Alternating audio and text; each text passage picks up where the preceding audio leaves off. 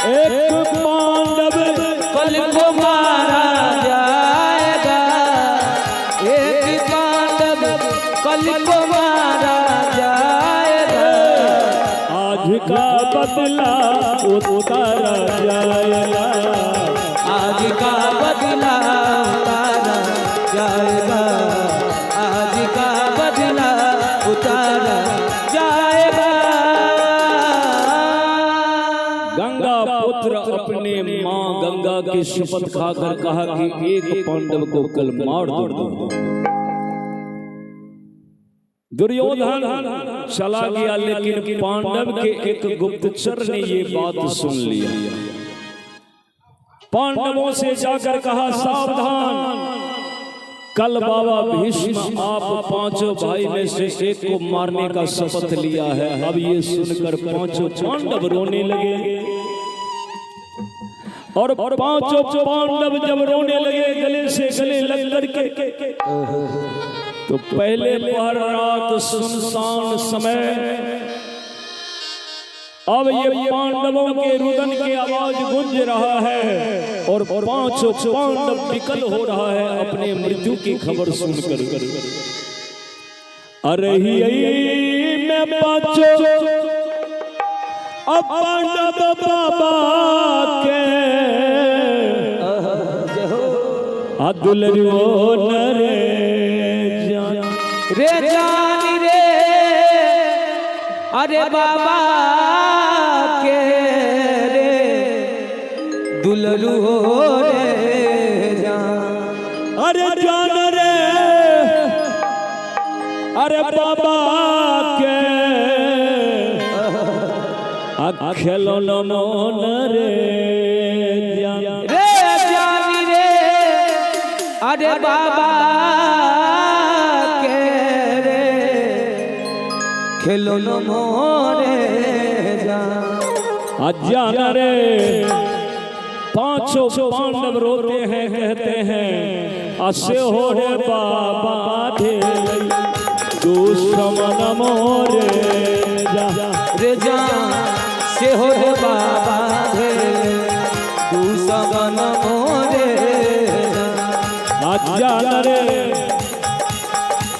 से हो रे बाबा दे दुश्मन मोरे रे जान से हो रे बाबा दे दुश्मन मोरे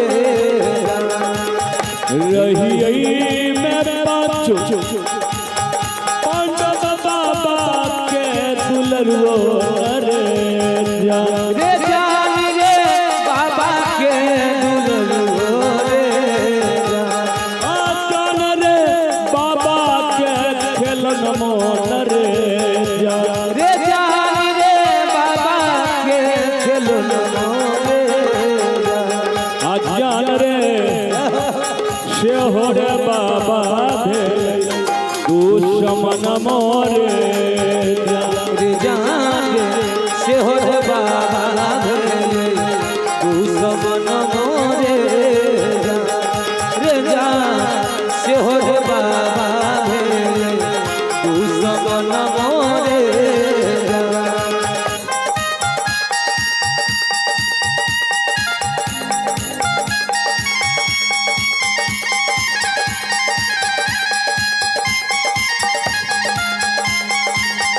जय हो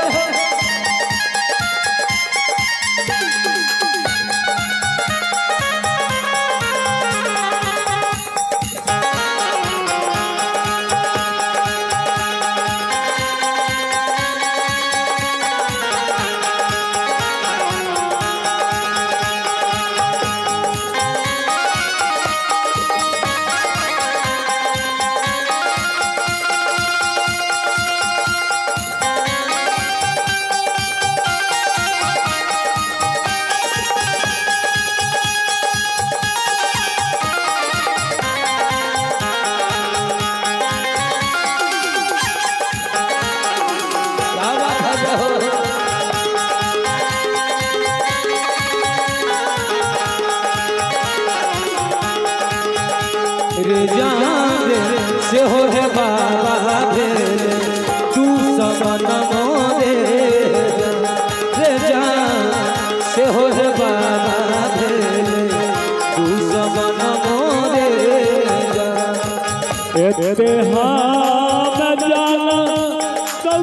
बाबा होतई पैमन मोरे जान रे जान रे बाबा होतई दुश्मन मोरे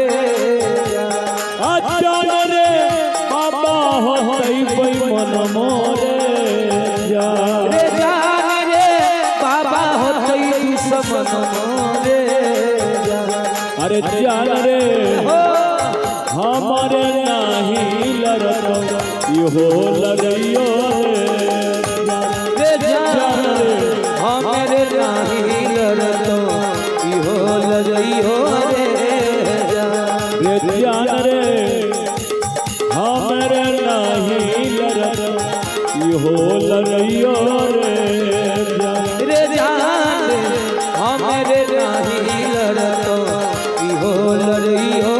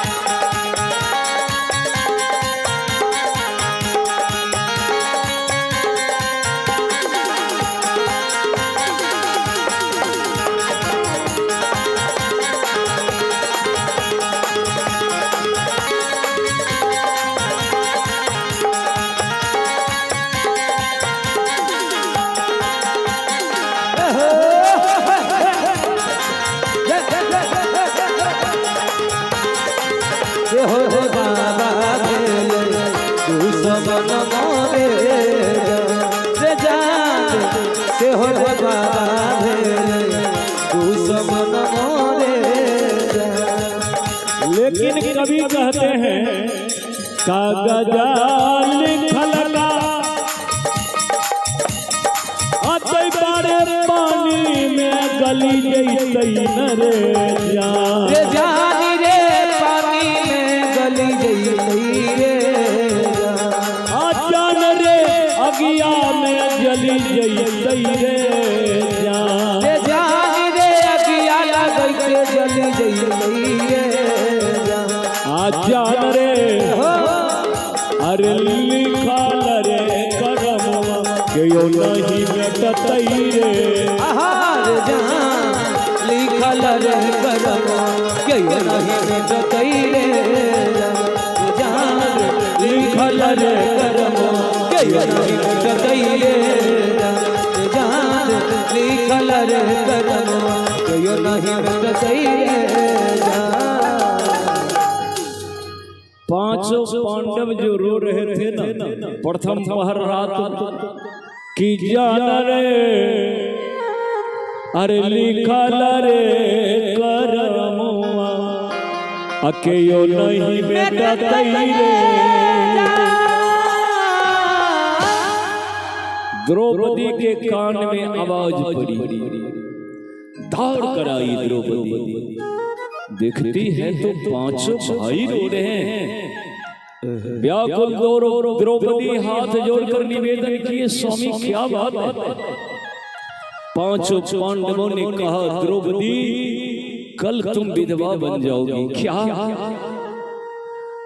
आप ये दुर्वचन हमें क्यों कहा पतिदेव दुश्मन भी ऐसे बोलते हैं आप मेरे पति होकर के हमें विधवा होने के लिए कह रहे नहीं द्रौपदी मैं नहीं ये गंगा पुत्र भीष्म का प्रतिज्ञा है बाबा भीष्म का प्रतिज्ञा है और जानते हो द्रौपदी विधाता के लकीर और बाबा भीष्म के वचन एक समान है ये झूठ नहीं हो सकता बाबा ने कहा है कि कल के युद्ध में पांचों पांडवों में से जो मेरे सामने आ जाएगा उसे मैं मार दूंगा तो समझो एक पांडव के कल अर्थी उठ गया समझो कि एक पांडव के कल चिता जल जाएगी विधाता भी नहीं बचाएगा द्रौपदी रोने लगी गिरधारी रे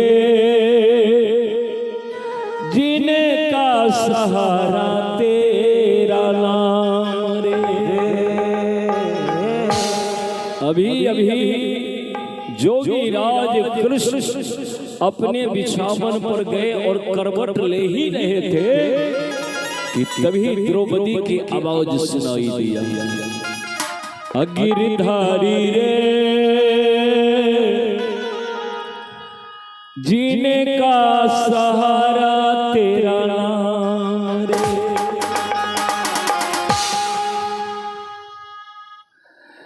पर भगवान द्रौपदी की आवाज सुनकर सो न सके, तत्क्षण बिछावन छोड़कर दौड़ करके पांडवों के शिविर में मालिक आते, देखा कि पांचों पांडव रो रहे हैं, द्रौपदी रो रही है। भगवान ने जब पूछा तो पता चला कि गंगा पुत्र भीष्म प्रतिज्ञा किया है और एक पांडव को मृत्यु के खबर सुनकर के सबके सब रो रहे हैं। द्रौपदी भगवान के चरण पकड़ लिए, कृष्ण बचाओ मेरे सुहाग को, मेरे सिंदूर को बचाओ, कृष्ण मेरे सिंदूर को बचाओ, नहीं तो मेरे मांग की सिंदूर भूल जाएगी। भगवान ने कहा रुको, काम तो बड़ा कठिन है, पर द्रौपदी मैं कुछ सोचता हूं।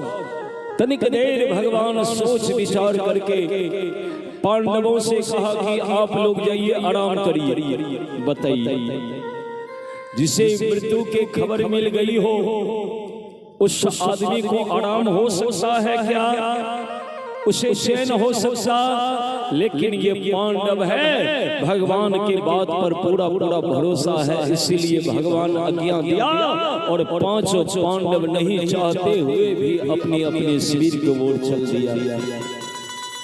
अब बची द्रौपदी, द्रौपदी रो रही है, कन्हैया हमें विधवा होने से बचाओ, मेरे मांग के सिंदूर बचाओ, कृष्ण मांग के सिंदूर बचाओ। भगवान कहे चलो, और भगवान वहां से द्रौपदी को लेकर के हस्तिनापुरी आए, और हस्तिनापुरी में गंधारी के एक पुत्र वधू है जिसका नाम है, दुर्योधन के पत्नी के नाम है भानुमति। भानुमति के भवन में जाकर के भगवान एक साड़ी चुराते हैं। आप भानुमति के नौरी के भी एक साड़ी अपने हाथ से चुरा करके लाते हैं, द्रौपदी के भानुमति वाला साड़ी पहना देते हैं और स्वयं भगवान नौरी के साड़ी पहन करके और फिर कुरुक्षेत्र के मैदान जाते हैं और चुपके से कौरवों के शिविर में प्रवेश कर बाबा भीष्म के शिविर के पास पहुंच जाते हैं। तब तक में हो गया था ब्रह्म मुहूर्त का बेला, 3 पहर रात बीत गए थे। अंतिम पहर रात में ब्रह्म मुहूर्त के बेला में माने भिसरवा में भगवान कृष्ण द्रौपदी को लेकर के और बाबा भीष्म के शिविर के सामने पहुंचे तो बाबा भीष्म ब्रह्म मुहूर्त के बेला में स्नान करके ध्यान करने के लिए बैठे थे और ध्यान में बाबा भीष्म भोलेनाथ से कह रहे हैं, भोलेनाथ शकुनी और दुर्योधन के बाकावे में मैंने तो प्रतिज्ञा कर लिया, लेकिन क्या मैं अपने पांडव को मार सकूंगा जिस पांडवों को हृदय लगा करके सेका है, जिस पांडवों को पाल पोस कर बड़ा किया है? क्या आज उन्हीं हाथों से उसी पांडवों को मारना पड़ेगा हमें भोलेनाथ? अगर ऐसा हुआ तो एक बाबा बदनाम हो जाएगा, और यदि बाबा बदनाम हो गया ना तो तुम बचे नहीं रहोगे भोलेनाथ, तुम तो जगत के बाबा हो और मेरे साथ साथ तुम भी बदनाम हो जाओगे, लोगों को बाबा पर से भरोसा उठ जाएगा।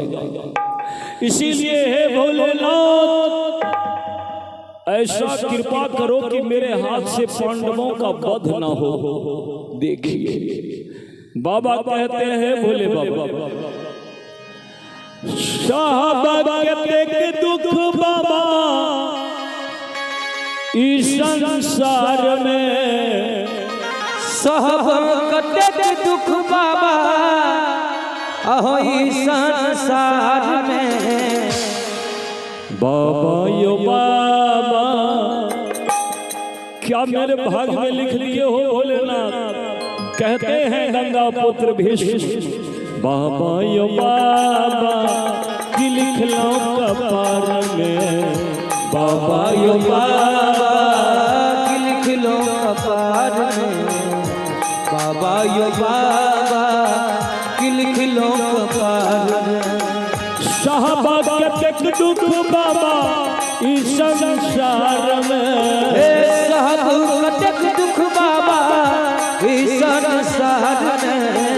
साहबा के दुख बाबा इस संसार में। साहब कटक दुख बाबा इस संसार में।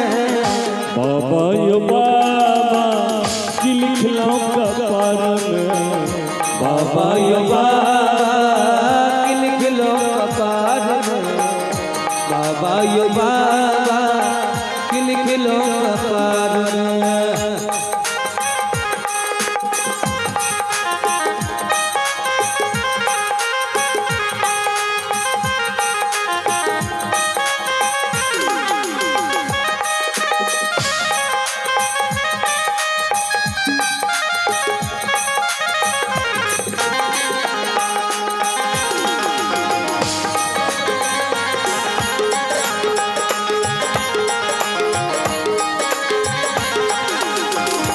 बाबा यो बाबा कि लिख लो कपार में।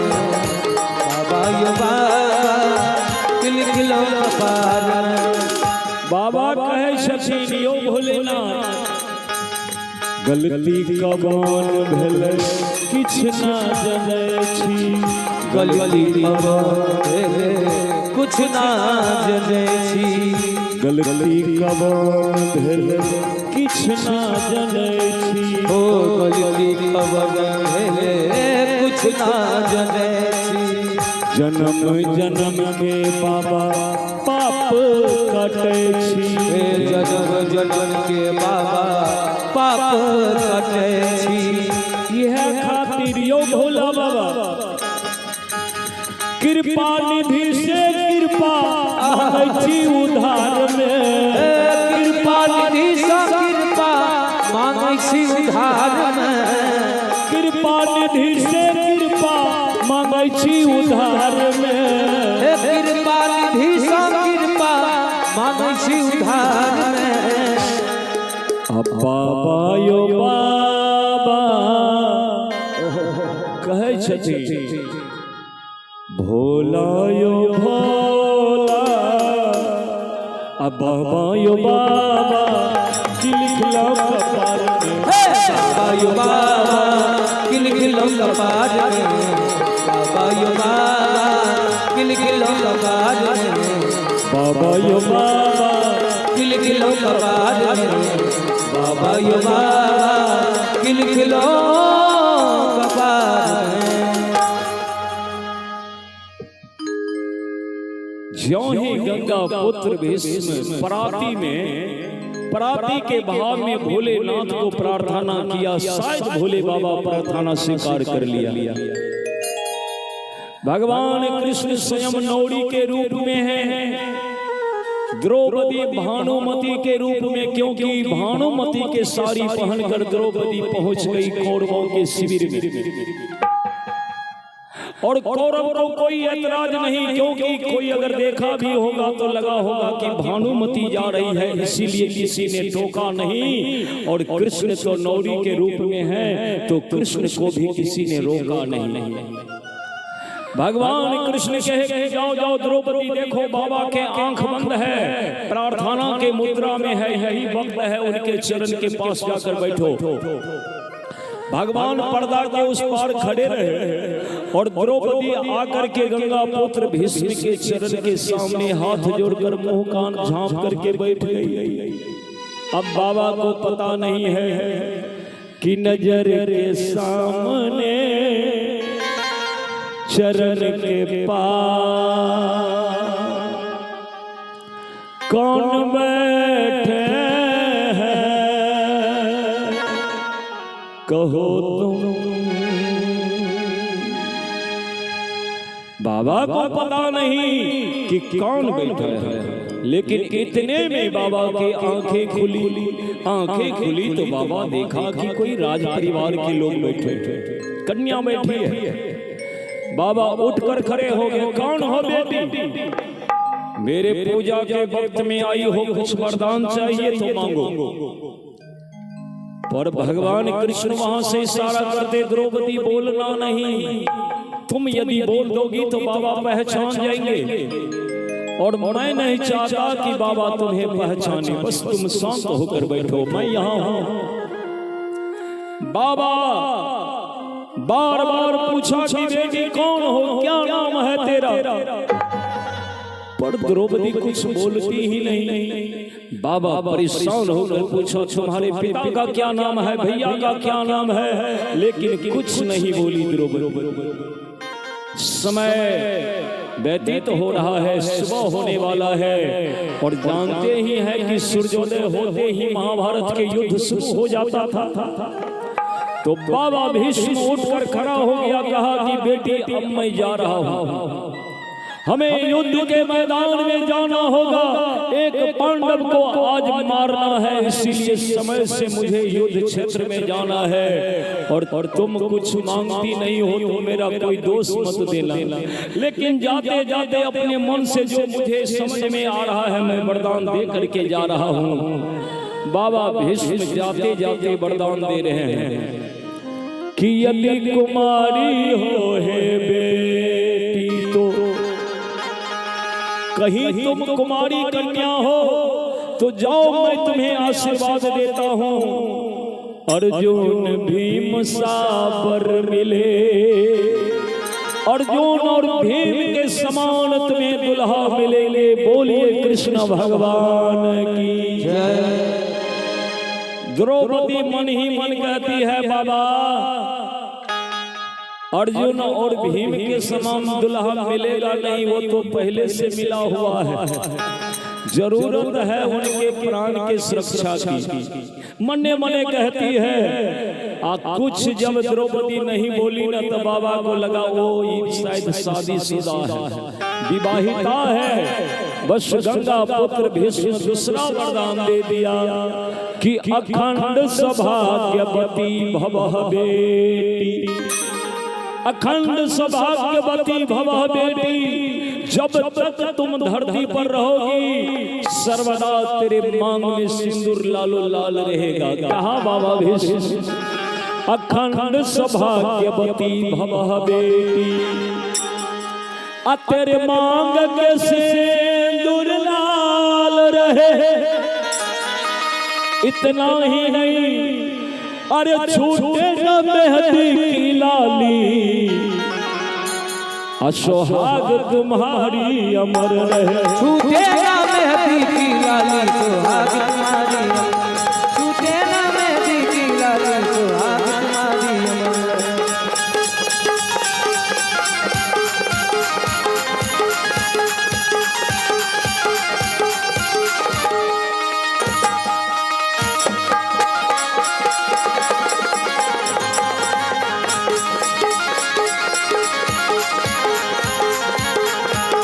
छूटे ना मेहंदी की लाली, सुहाग तुम्हारी अमर रहे। छूटे ना मेहंदी की लाली, सुहाग तुम्हारी अमर रहे।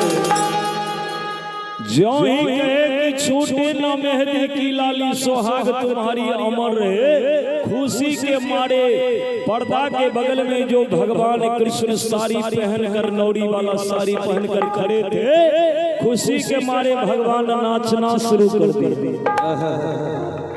भगवान जो नाचने लगे ना, तब तक में सूर्य लालिमा दे दिया बाबू। सूर्य के लालिमा भगवान के तन पर पड़ा कि भगवान के परछाई पर्दा पर दिखने लगा। बाबा भीष्म विचार किया कि ये कौन मेरे पर्दा के बगल में आकर के नाच रहा है। क्रोध के मारे बाबा जल्दी में निकल करके गए देखने के लिए कि आज उसे सबक सिखाऊंगा कि संत महात्माओं के कुटिया के बगल में नाच ड्रामा बढ़िया बात नहीं है।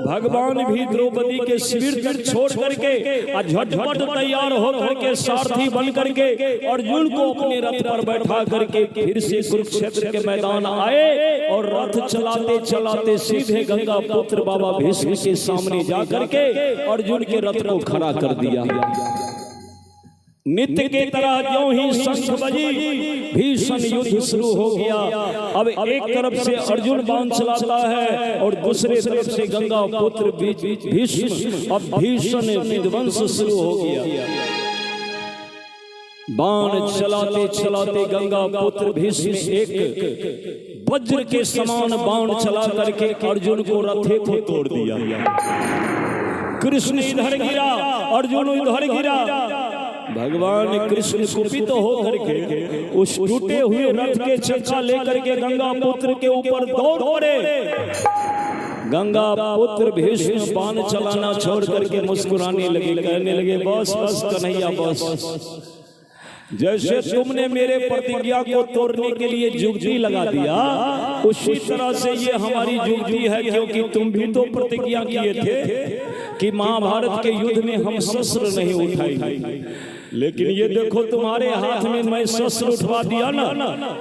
कृष्ण कहा कि बाबा ये शस्त्र है, ये रथ का पहिया है। कहा यही तो तेरा असली शस्त्र है, क्योंकि तुम चक्र सुदर्शनधारी हो और चक्का ही तो तेरे हाथ में है। अरे गंगा पुत्र भीष्म एक मनुष्य है, लेकिन एक मनुष्य भगवान को मजबूर कर दिया प्रतिज्ञा तोड़ने पर। मेरा प्रतिज्ञा टूट गया कोई बात नहीं, लेकिन भगवान की प्रतिज्ञा तोड़ देना क्या साधारण बात है। कृष्ण तुम्हें मजबूर करके मैं शस्त्र उठवा दिया ना। अब सुनो, अगर चाहते हो कि पांडव सुरक्षित रहे तो एक काम और करो। कहा क्या? कहा कि मैं अखंड बाल ब्रह्मचारी गंगा पुत्र भीष्म कभी नारी के ऊपर हाथ नहीं उठाया है। अगर अर्जुन के प्राण बचाना चाहते हो तो जाओ किसी नारी को अपने रथ पर बैठा लो, तभी अर्जुन के प्राण बचेगा, नहीं तो आज मैं अर्जुन को मार करके ही जाऊंगा। भगवान कृष्ण अर्जुन को देखा, अर्जुन अब क्या करोगे? अर्जुन कहा कि हे प्रभु आप सर्वज्ञ हैं, आप क्या नहीं जानते हैं? कैसे अर्जुन बचेगा? अर्जुन से बढ़िया आप जानते हैं, तो आप हमें क्यों कह रहे हैं मालिक? आप जानिए, आपका काम जानिए। भगत के बस में है भगवान। तुरंत भगवान शिखंडी को इशारा किया, इधर आओ। शिखंडी दौड़ करके आया। भगवान का चढ़ो इस रथ पर। शिखंडी को रथ पर चढ़ाया। ज्यों ही शिखंडी को गंगा पुत्र भीष्म देखा, बस धनुष बाण त्यों ही रथ पर रख दिया। क्यों? तो वो शिखंडी पूर्व जन्म के नारी है, काशी नरेश के बड़ी बेटी अंबा है, और वो भीष्म से बदला लेने के लिए ही अंबा के वो जो मनुष्य वाला तन था उसको जला दिया, और जला करके दूसरा अवतार हुआ है, यज्ञ से उत्पन्न हुए हैं और द्रौपदी के भाई है। और शिखंडी को जो ही गंगा पुत्र देखा तो समझ गया ये तो काशी नरेश की बेटी अंबा, ये मेरे प्राण के दुश्मन। अब इन पर मैं बाण कैसे चलाऊं? गंगा पुत्र भीष्म जो ही धनुष बाण रखा, बस शिखंडी पहला बाण चला दिया गंगा पुत्र भीष्म की छाती पर। जो ही छाती में बाण लगी, लड़खड़ाया गंगा पुत्र भीष्म। फिर अर्जुन को कृष्ण ने कहा कि अर्जुन अब क्या देखते हो? कहा कि प्रभु ये मेरे दादा है। कहा कि दादा तो है, लेकिन सुनो, द्रौपदी के जब चीर हरण हो रही थी तब भी तो तुम्हारे दादाजी वहीं थे। द्रौपदी तुम्हारे दादा के सामने जाकर के हाथ जोड़ करके निवेदन किए कि दादा आपके तर्कस में क्या बाणों की निंद्रा आ गई है? आप तो पराक्रमी योद्धा हो, बाण उठाइए, चलाइए। उस समय तुम्हारे दादा के पुरुषार्थ कहाँ गया था? उनके आंख के सामने में एक नारी की चीर हरण हो रही थी। उस समय तो तुम्हारे दादा कुछ नहीं बोला, और इस समय तुम दादा के लिए सोचते हो। चलाओ बाण। ये को साथ दिया है, अधर्मियों के साथ दिया है, इसीलिए इसे मारने में कोई कष्ट नहीं। मारो बाण। फिर अर्जुन व्याकुल होकर के बाणों के वर्षा कर दिया, रोम रोम में बाबा के बाण बेध दिया, पहाड़ के टुकड़ा के तरह लड़खड़ा करके रथ पर से जा गिरा जमीन पर। लेकिन बाबा के ये लहू लुहान शरीर धरती को नहीं छू सका। क्यों? तो इतना न बाण बेध दिया है कि बाणों के सैया पर, सर सैया पर बाबा भीष्म लेट गया। लड़ाई बंद हो गई। कौरव और पांडव सारे सेना पहुंच गए बाबा को देखने के लिए। हाहाकार मच गया। बाबा भीष्म ने इशारा किया कि थोड़ा जल पिला दो, त्रास लगी है, क्योंकि खून के एक एक कतरा बाण के द्वारा बह करके जमीन पर चला गया। बाबा को त्रास लगी तो इशारा करते हैं जल पिला दो, जल पिला दो। दुर्योधन देखा, अपने सेवकों से कहा जाओ जाओ जाओ शीतल जल भर भर के लाओ और बाबा को पिलाओ। बाबा इशारा किया, मतलब अरे दुर्योधन तुम क्या पिलाओगे? तुम यदि जल पिलाने लायक होते तो हमारी ये दशा ही नहीं होती। आज तुम्हारे वजह से हमारी ये दशा है, तुम रहने दो। तुम्हारे जल पी करके मैं तृप्त नहीं हो सकूंगा। मुझे तो वीर पुरुष जल पिलाएगा तभी मुझे संतोष होगा। भगवान कृष्ण समझ गए, अर्जुन को इशारा किए कि बाबा को जल पिलाओ। अर्जुन एक बाण निकाल करके उसी जगह बाण मार दिया धरती पर। बस वहीं पर मां गंगा प्रकट हो गई और गंगा के नीर सीधे बाबा भीष्म के मुंह में जाकर के गिरा। अपने मां गंगा के दर्शन भी किया और भर पेट वो शीतल जल पी करके बाबा भीष्म इशारा किया कि सर दुख रहा है, क्योंकि सारे शरीर के बाण पर टिका हुआ है लेकिन सर लटका हुआ है। सर में एको बाण ने मारा था। तो दुर्योधन कहा जाओ मखमली तकिया ला करके बाबा के सर के नीचे दो। बाबा फिर इशारा किया तुम रहने दो। अरे मैं हवेली में नहीं सो रहा हूँ कि मखमली तकिया चाहिए, रण क्षेत्र में सोया हूँ तो वीर पुरुषों वाला तकिया चाहिए। भगवान कृष्ण ने इशारा किया, अर्जुन क्या देखते हो बाबा को?